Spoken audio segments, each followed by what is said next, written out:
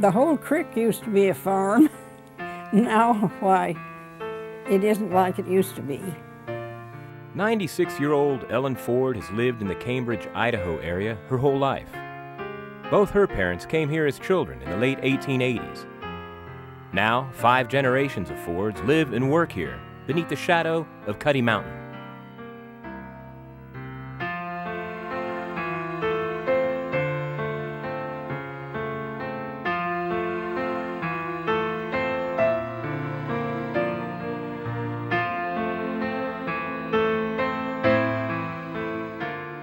There's no way to explain my feeling. It's just like Mom. She couldn't explain it. I can't explain it. But Mom wanted me to have it. I wanted my kids to have it. And I hope my kids are wanting their kids to have this. But the way it's going, the ranching is done. Now, I don't care what anybody says. If we don't get a hold on some of this, it's done. It goes back to the reality, you just can't afford it.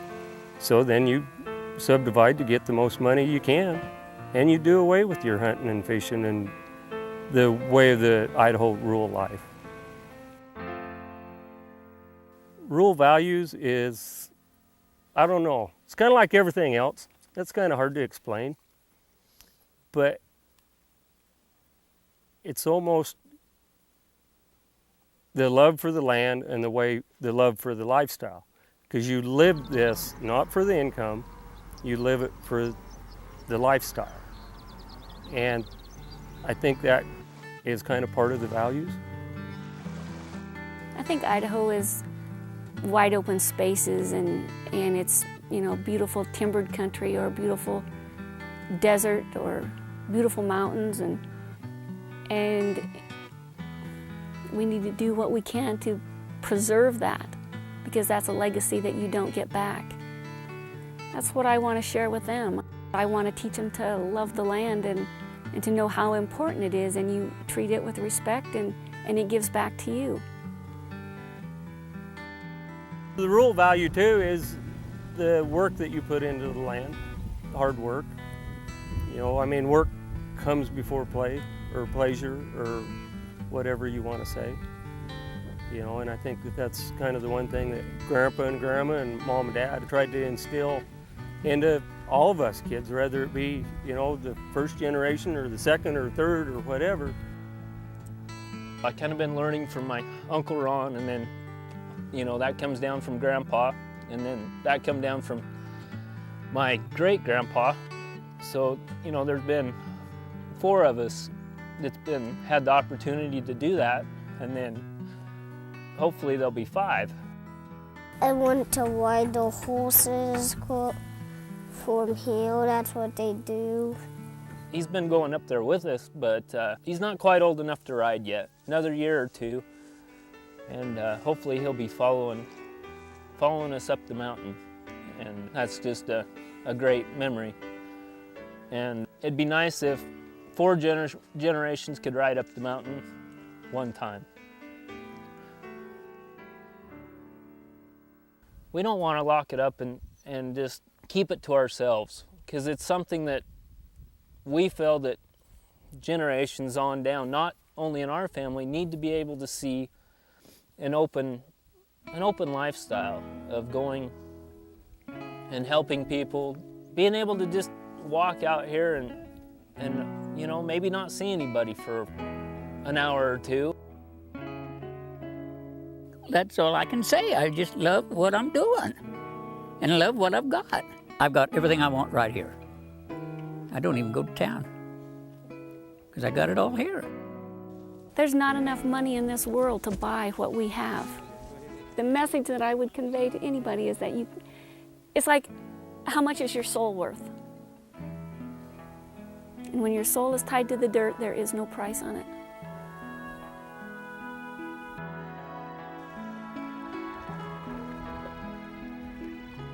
I started fishing when I was 8 years old with an old cane pole with just a line on it.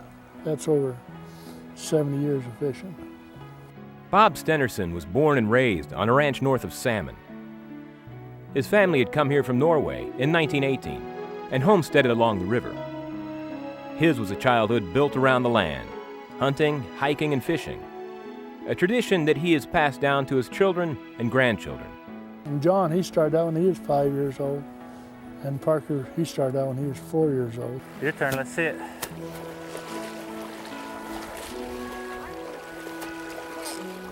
Ooh, right there. There it is. Oh, right off the grass. Ah. When I caught my very first steelhead, my papa caught 2 in the same hole that I caught my first steelhead when I was 4 years old.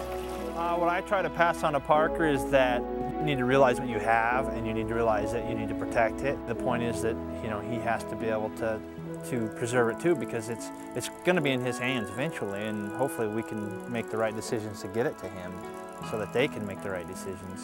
And we try to teach Parker, I try to teach Parker that, you know, if you don't take care of this, it won't be here for you when you're older. We always laugh because I was taught the same way. They say to respect the land. It means to take care of it and pick up stuff. If you drop something like a pop can, pick it up and then like that, and to catch and release. You catch a fish and you can release it. Well, they got to learn to be good conservationists. They got to take care of what we have and don't let somebody else destroy it.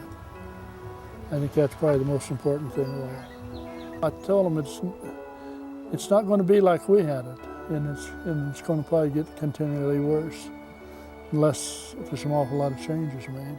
But I don't know if that'll ever happen.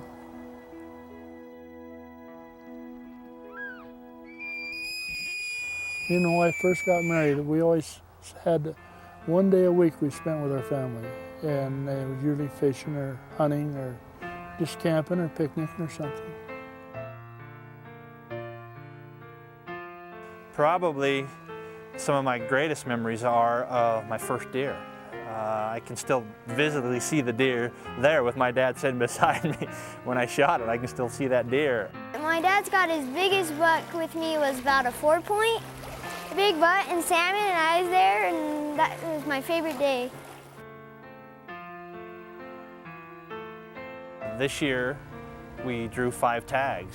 So we have 5 elk tags for my family, and so we're all excited about that, to get to go hunt elk. And my dad and my brother and his son and my other brother-in-law, so it's gonna be a lot of fun. It's fun going hunting with your family. It's fun. It's just, you got your mom that goes fishing with you, and you got your dad that goes fishing for you. It's fun. If we didn't have that, I'd feel bad.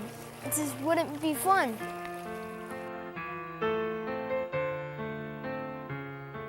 Define Idaho. It's just part of me. I wouldn't live anywhere else, and it's so important to me that I am willing to, I mean, I belong, I would do anything to save it.